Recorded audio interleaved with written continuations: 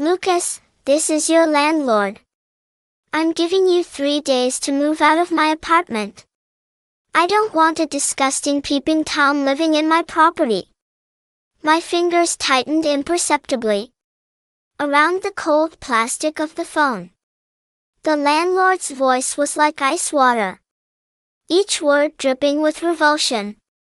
Mrs. Henderson, I began, my voice deliberately steady. I haven't been convicted of anything. The police are at your door. The whole building knows. Her shrill tone crackled through the speaker. I've seen the news online. Blind man accused of voyeurism. My property's value is plummeting because of you. 3 days. Clean out your things or they'll be on the curb. The line went dead.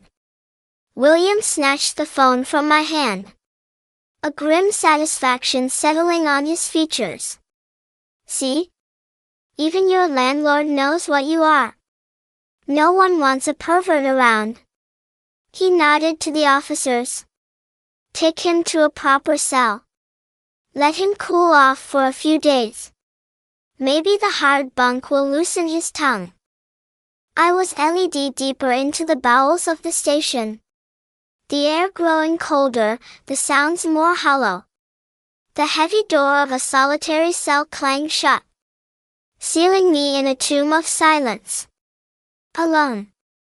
I finally let my guard down. Just for a moment. A slow, deliberate breath escaped my lips. They had moved with terrifying efficiency. The fake evidence, the public pressure, the eviction. This wasn't a spontaneous accusation from a frightened girl. This was a meticulously crafted demolition. And I knew why. 3 years ago, the fire that took my sight and my family also took something from someone else.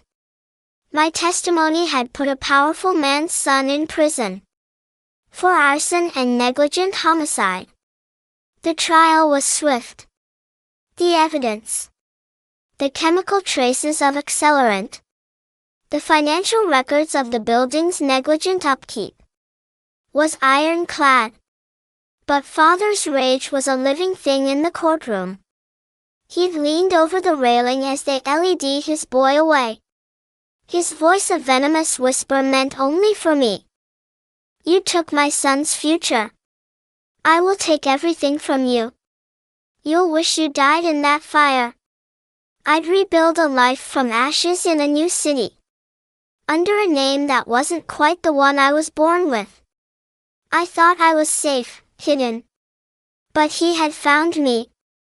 And he wasn't coming at me with a gun or a knife.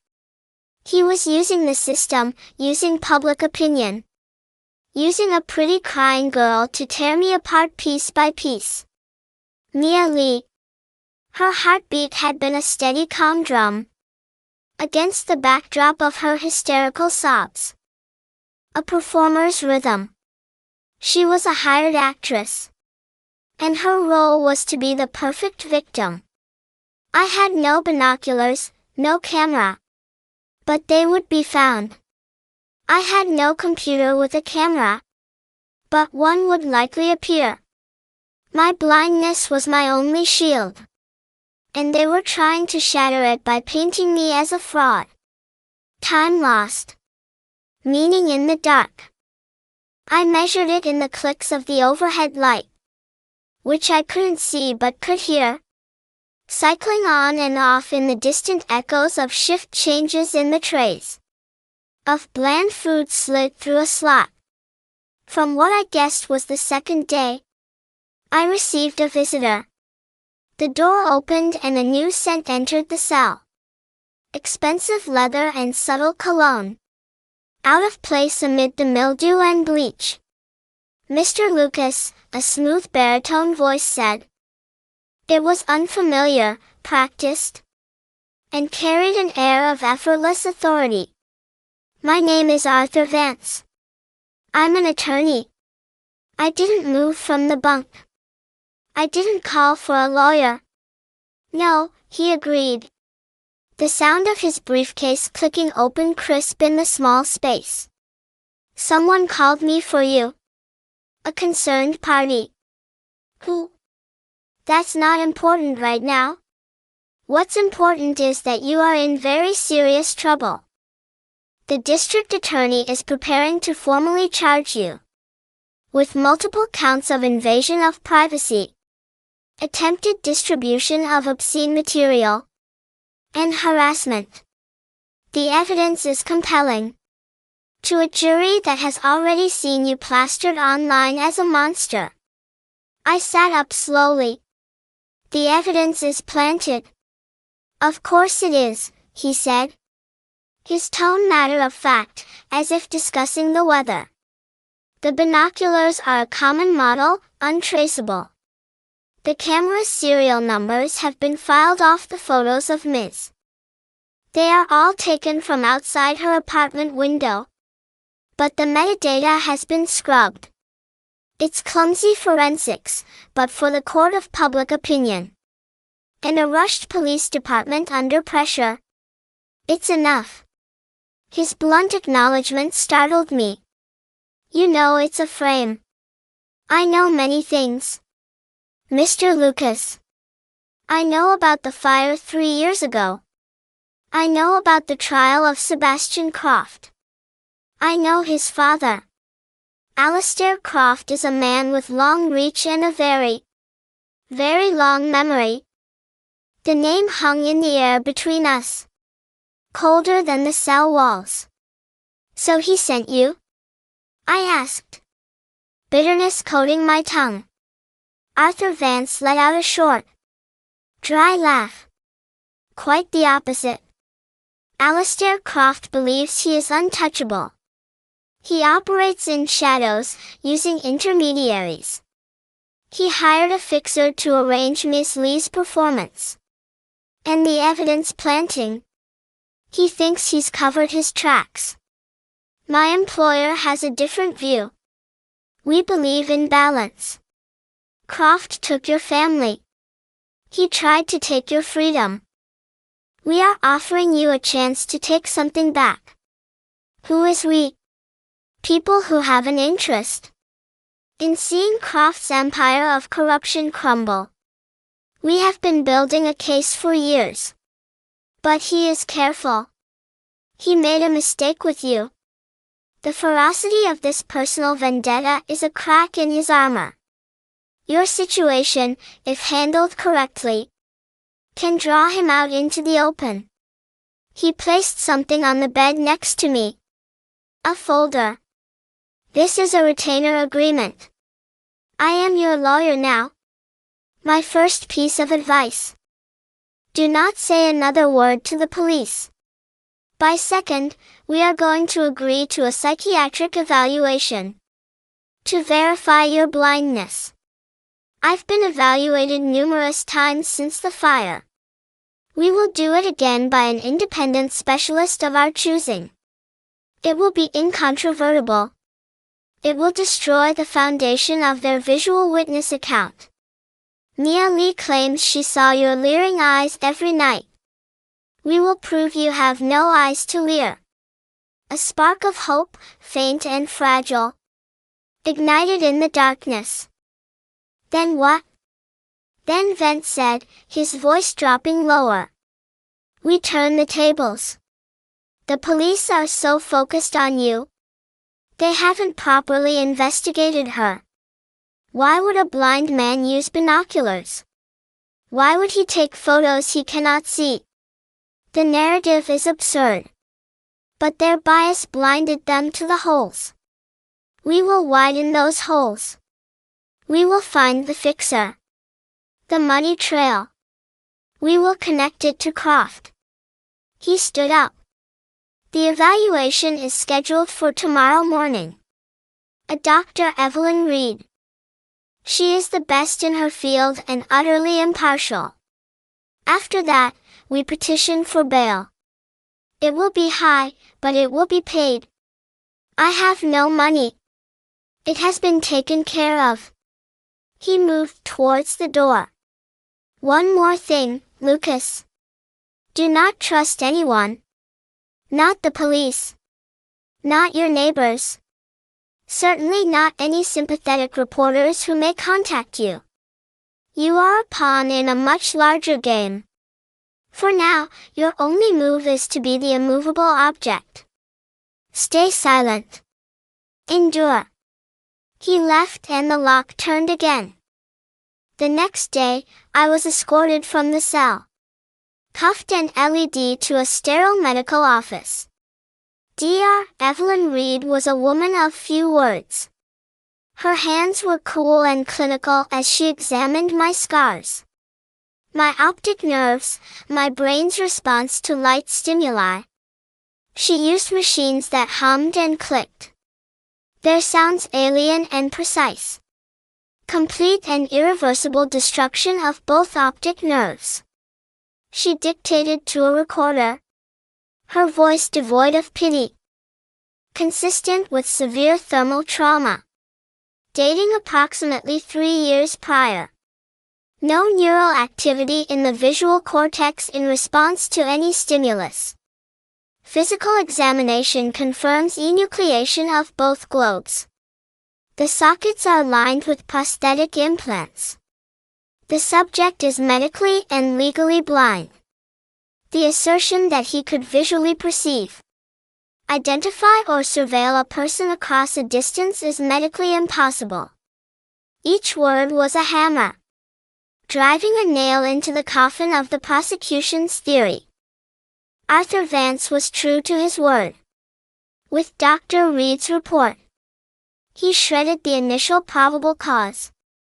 In a bail hearing, the media, ever fickle, began to whisper, "Can a blind man be a peeping Tom?" The narrative started to subtly shift. William sat in the back of the courtroom, his face like thunder. Bail was set at an astronomical sum. It was posted within the hour. I was released into the gray afternoon. The city sounds a chaotic symphony after the silence of the cell. Vance was waiting in a black sedan. "Your apartment is still a crime scene. Sealed," he said as the car pulled away. "You'll stay at a safe house. We have work to do." The safe house was a modest, anonymous condo. Inside, Vance laid out his plan. Croft's fixer is a man named Silas Rourke, a ghost. He set up the scam with Mealy. We need to find the payment. Croft is too smart to wire money directly, but Rourke is greedy. He leaves traces. For the first time in years, I had a purpose beyond survival. Using my adaptive computer, which read text aloud at a blistering pace, I began to scour databases, public records, property filings, business licenses, cross-referencing names Vance provided, with my own memory of Croft's known associates from the trial. My world was text-to-speech and braille displays. But in that digital river of information, I could see patterns the sighted might overlook. Meanwhile, Vance used more conventional means. He hired a discreet investigator to tail me a lead. A week after my release, the investigator reported something interesting. Mia, the traumatized college student, had made a cash deposit of $10,000 into a new savings account. When questioned by Vance in a follow-up civil deposition, she stammered, claiming it was an inheritance from a grandmother. Quick check showed the grandmother was very much alive, and of modest means. The pressure on Mia began to build. The media, now intrigued by the bizarre case, camped outside her apartment. Her story started to develop cracks. In one tearful interview, she described my piercing blue eyes. Dr. Reed's report, widely circulated, stated I had no natural eyes at all. Public sympathy began to waver. Then the break we needed came from an unexpected source. My former neighbor. The break came from apartment 3B. My neighbor was a man named Elias Russo. In the 3 years I had lived in the building, we had exchanged perhaps 10 words. He was an insomniac, a chain smoker whose movements I tracked by the heavy, hacking cough that vibrated through the floorboards at 3 a.m. Vance drove us to meet him at a diner 3 blocks from my sealed apartment. The smell of grease and burnt coffee was overwhelming, a stark contrast to the sterile air of Vance's sedan. "Mr. Lucas," Russo rasped. I heard the slide of a vinyl booth groaning under his weight. I didn't want to get involved. But when I saw that girl crying on TV, saying you watched her every night, it didn't sit right. "Why not?" Vance asked. I could hear the scratching of his pen. "Because the walls are thin," Russo said. "I hear everything. I hear when Lucas drops his cane. I hear his talking computer. And I hear the girl upstairs, Mia." He took a drag of a cigarette, exhaling a cloud of smoke that I could taste. 2 weeks ago, Tuesday. That was the night she claims you were taking photos from your balcony, right? Between 10 p.m. and midnight? According to the police report, yes, Vance confirmed. Well, that's bullshit, Russo spat. Because on Tuesday night, Lucas was in his living room listening to an audiobook on the Roman Empire. I know because his window was open and I could hear the narrator talking about Caesar crossing the Rubicon. And the girl? She wasn't in her apartment being watched. She was on my balcony, smoking weed and complaining on the phone to some guy named C about how she needed her payment up front. The air in the booth shifted. Vance stopped writing. "Did you see the man?" Vance asked. "No. But I heard her on speaker. The guy, see, he had a voice like gravel. He told her, just stick to the script, babe. The blind freak goes down, and you get your 10 grand. Then she laughed. Said it was easier than acting class. Did you record this? I asked, my hands gripping the edge of the table. I didn't need to, Russo said. I have a Ring camera on my balcony. Pointed right at the fire escape. It picked up the audio perfectly. I sent the file to your lawyer this morning. Vance was silent for a long moment. Then, I heard a rare sound, a genuine, predatory chuckle. Silas, Vance whispered. See. Silas Rourke. Who is he? I asked. The fixer, Vance said, standing up and dropping a stack of cash on the table. Mr. Russo, you just bought yourself a very comfortable retirement. We're leaving. Chapter 5, The Deposition. The deposition of Mia Lee was held in a conference room that smelled of lemon polish and fear. They tried to delay it. The prosecution, led by a DA named Henderson who was up for re-election and terrified of looking soft on perverts, tried to block the questioning. But Vance was a wrecking ball. He had filed a motion to dismiss based on prosecutorial misconduct, citing the impossible nature of the crime. The judge, intrigued by Dr. Reed's medical report, allowed us 1 hour with the accuser. I sat at the end of the long mahogany table. I wore dark glasses, not to hide my eyes, but to unnerve her. I wanted her to see her own reflection in them. Miss Lee, Vance began, his voice deceptively gentle. You stated in your police report that on the night of October 14th, you saw Mr. Lucas using binoculars to peer into your bedroom. Yes, Mia said. Her voice was thin, reedy. I could hear her heart rate, a rapid, fluttery thump-thump against her ribs. She was terrified. And you said you felt violated. You said you locked eyes with him. I did, she whispered. He has cold eyes. Blue. Piercing. Vance let the silence hang. It was a weapon. Blue, Vance repeated. Lucas, would you mind removing your glasses? I reached up. The room went dead silent. I slid the frames off my nose. I kept my eyelids open. There was nothing behind them but the dark, scarred hollows of the orbital implants. No iris. No pupil. Just the terrifying vacancy of where a human soul should be.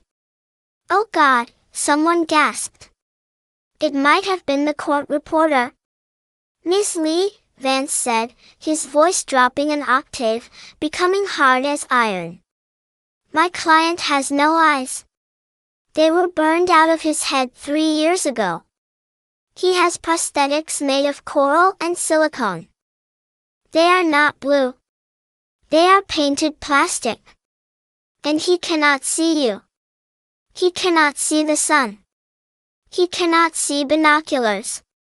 I might have been mistaken about the color. Mia stammered. The smell of sweat, acrid, ammonia-spiked, wafted from her direction. You were mistaken about the eyes, Vance said, pacing. Were you also mistaken about the phone call on Mr. Russo's balcony? The one where you spoke to C about your $10,000 payment? Mia stopped breathing. Vance slammed a folder onto the table. It made a sound like a gunshot. We have the recording, Mia. We have the bank transfer records. We know about the debt you owe to the online casinos. We know everything. I didn't mean to, she shrieked, the facade shattering. He told me no one would get hurt. He said Lucas was a bad man. He said he deserved it. Who? Vance barked. Who told you? The man with the scar, she cried. Silas. He said if I didn't do it, he'd hurt my little sister. Please, I just wanted the money. The DA, Harrison, was scrambling, trying to object, but it was over. The recording was admissible for impeachment. The victim had just confessed to a conspiracy on the record. Vance leaned in close to her. You are going to tell us where Silas is. And then, you are going to pray that Mr. Lucas is a forgiving man. Because I am not. Chapter 6, The Ghost in the Machine. The charges were dropped 24 hours later. But there was no celebration. We had poked the bear. We returned to the safe house. It was a secure condo on the 14th floor of a building Vance owned through a shell company. Silas Rourke is gone, Vance said, pacing the living room. My investigators checked his apartment. Cleaned out. He's in the wind. He'll go back to Croft, I said, sitting at the kitchen island, tracing the rim of a water glass. He needs payment, or protection. Croft doesn't pay for failure, Vance said grimly. He ties up loose ends. I turned my head toward the window. Vance, why are you doing this? You said, we. Who is we? Vance stopped pacing. The leather of his shoes creaked as he shifted his weight. Do you remember the trial of Sebastian Croft? He asked. The arson? I remember every second. There were 3 people who died in that building besides your family. One of them was a young woman named Elena. She was a law student. I felt a chill. I remember. She was found in the stairwell. She was my daughter, Vance said. His voice was devoid of emotion, which made it all the more terrifying. Croft's lawyers dragged her name through the mud. They claimed she was negligent, that she left a space heater on. They blamed the victims. I watched Alistair Croft smile when the verdict came down for his son, a light sentence. Negligent homicide. Not murder. He walked over and placed a hand on my shoulder. It was heavy. I am not just a lawyer, Lucas. I am a man with a great deal of money and nothing left to lose. I built a network. Architects, forensic accountants, private detectives. All of us touched by Croft's greed. We have been waiting for the right moment to drive the stake in. You are the hammer. And what happens now? Now, Vance said, we stop playing defense. We have Mia's testimony connecting Silas to the frame-up. But we need to connect Silas to Croft. We need the money trail. I can find it, I said. How? My forensic guys are hitting walls. Croft uses offshore shells. I don't look at the numbers, I said. I listen to them. It was hard to explain to a sighted person. With my screen reader set to ultra-high speed, data became a stream of sound. Patterns emerged in the rhythm. A shell company's transactions had a specific cadence, regular, automated, sterile. A human laundering money had a hesitation, a syncopation of irregularity. Get me the raw transaction logs from Croft's holding company, I said. The unpolished ones. I'll find the link. For 3 days, I didn't sleep. I sat in the dark, headphones on, letting the torrent of synthetic speech wash over me.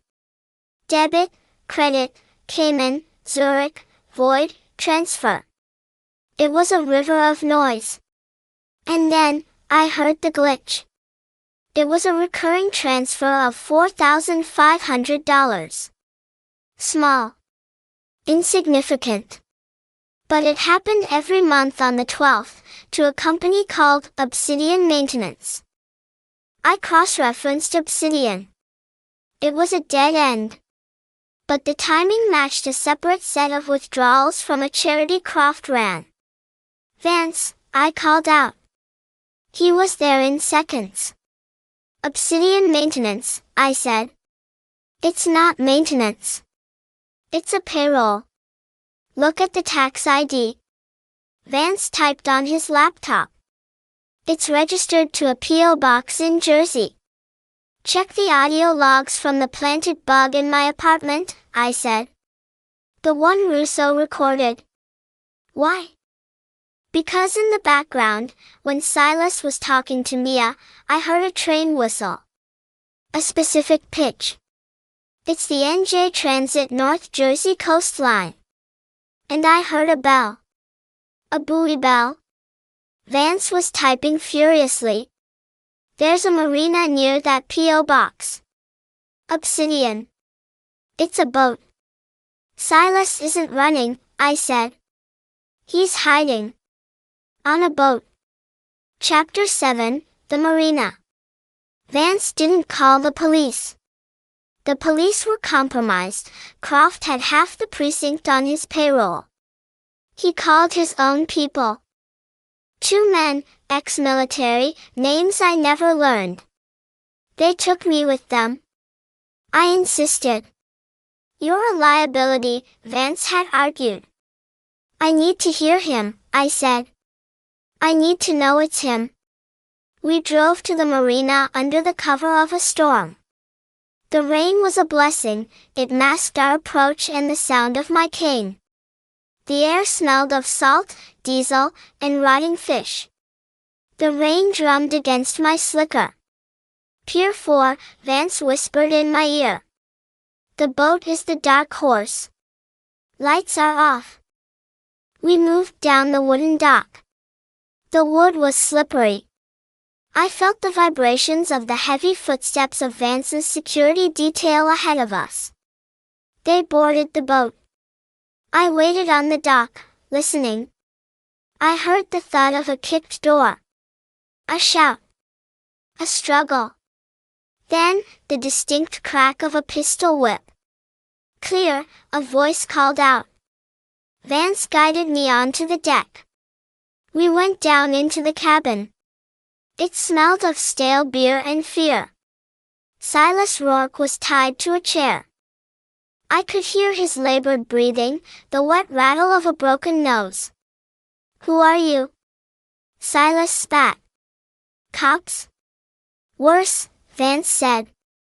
Lawyers. I stepped forward. I tapped my cane on the floorboards. Tap. Tap. Tap. Silas stopped breathing for a second. Hello, Silas, I said softly. I enjoyed the photos you took.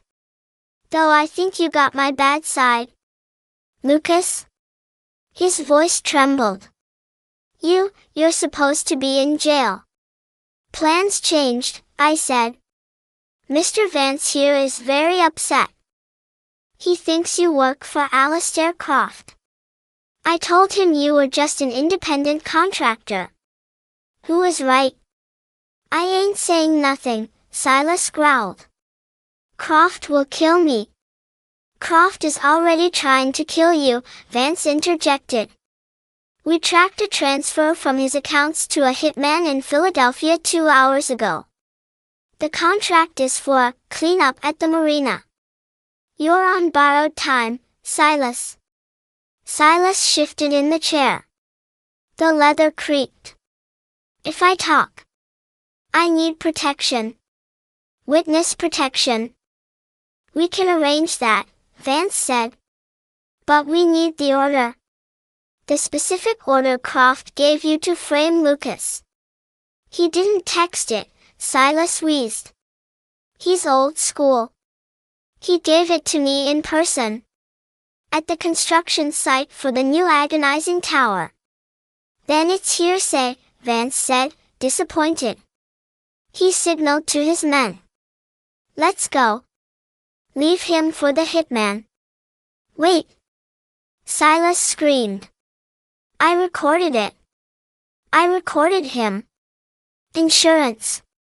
It's in the safe. Behind the dartboard. Vance moved. I heard the tearing of wood, the beep of a digital keypad. Got it, Vance said. Play it, I commanded. A click. Then, through the static, a voice I hadn't heard in 3 years. A voice that had haunted my nightmares. I want him destroyed, Silas. Not just dead. Ruined. Make him look like a monster. Make him wish he had burned with his whole wife and kid. Plant the cameras. Use the girl. Destroy his name, and then, when he has nothing left, burn the building down with him inside. The recording clicked off. Rage, cold and absolute, washed over me. He had called my wife a whore. He had ordered another fire. We have it, Vance said, his voice shaking with triumph. This is conspiracy to commit murder. RICO charges. This brings the whole empire down. It's not enough, I said quietly. What? He'll fight it. He'll drag it out for years. He'll die of old age in a mansion under house arrest. I turned toward the sound of the rain outside. He wanted to meet me. He wanted to see me burn. Lucas, no, Vance warned. Set a meeting, I said. Tell Silas to call him. Tell him the job is done. Tell him I'm dead. And tell him to come see the body. Chapter 8, The Lion's Den. The plan was madness. Vance hated it. But Silas, desperate to survive, made the call. He told Croft that I had hanged myself in the safe house. That he had cleaned up the loose ends and wanted his final payment in person. The meeting place was the unfinished penthouse of the Croft Tower, a skeletal steel structure overlooking the city. 40 stories up. Open to the wind. It was midnight. The construction elevator rattled as it ascended. I was alone in the vast, concrete shell of the penthouse. Vance and his men were hidden on the floor below, ready to storm in once Croft incriminated himself on the wire I was wearing. But I had disabled the wire. This wasn't about the law anymore. I stood in the center of the room. The wind howled through the open girders. I could hear the city below, a distant hum of traffic. The elevator chimed. The gates opened. 2 sets of footsteps. One heavy, confident. One lighter, a bodyguard. Where is the body? Alistair Croft's voice boomed. It hadn't changed. It was still rich with arrogance. Over here, I said, turning to face him. Silence. You, Croft whispered. Silas said. Silas lied, I said. Just like you lied about the fire inspections. Just like you lied about your son. Check the perimeter. Croft barked at his guard. He's gone, I said. It's just us, Alistair. You blind fool, Croft sneered. I heard the distinct metallic slide of a pistol being drawn. You think you can trap me? I built this city. I own the police. I own the judges. You own nothing, I said, stepping forward. You are a sad, angry old man who raised a murderer. My son was a king. Croft roared. And you took him from me. You testified. You put him in a cage. He killed my daughter. I shouted back, the grief finally breaking through the ice. He killed my wife. He burned them alive. And now I'll finish the job. I heard the gun raise. I didn't run. I reached into my pocket. Not for a weapon. I pulled out a small remote. You like fire, Alistair? I asked. I pressed the button. I had spent the last hour rigging the construction lights, high-intensity halogen floodlights used for night work. But I hadn't aimed them at the work. I had aimed them inward. Click. The room exploded in light. 50,000 lumens of blinding, searing white light erupted from every angle. For me, it was nothing. I saw only the same darkness I always saw. But for Alistair Croft, whose eyes had adjusted to the midnight gloom, it was like staring into the heart of a nuclear blast. Ah! My eyes, he screamed, firing the gun blindly. The bullet whizzed past my ear, striking a steel beam with a ping. I moved. I knew the layout of the room. I had paced it out. I counted the steps. Croft was stumbling, blinded, screaming. I can't see. I can't see. Now you know, I whispered. I swung my cane. It connected with his wrist. The gun clattered to the floor. I swept his legs. He went down hard, wheezing. I was on top of him in an instant. My hands found his throat. The collar of his expensive Italian suit crumpled under my grip. Please, he gurgled.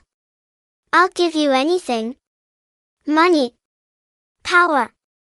I don't want your money, I snarled, tightening my grip. I want you to feel it. The helplessness. The dark. I could have killed him. It would have been easy. A squeeze, a crush of the windpipe. The monster would be gone. But then, I heard sirens. Vance hadn't waited for the signal. He had called the cavalry. Lucas.